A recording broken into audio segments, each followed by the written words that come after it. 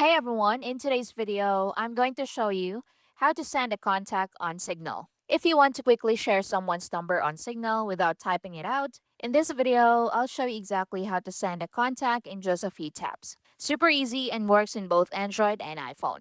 So first, open Signal and go to the chat where you want to send the contact. Next, tap the plus icon or attachment icon beside the message box.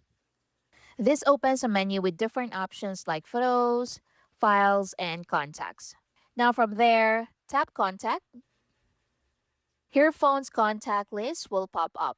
Now scroll through your contacts, or you can use the search bar at the bottom to find the person you want to share. Now once you find them, tap on their name. You might see options to choose what details to send, like phone number or email, and select what you want. After that, tap on Send. And just like that, the contact will appear in the chat as a clickable card. So the person you send it to can tap it to save or contact them instantly.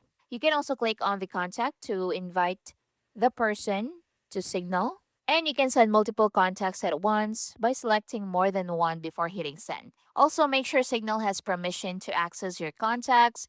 Otherwise, the contact option might not show up.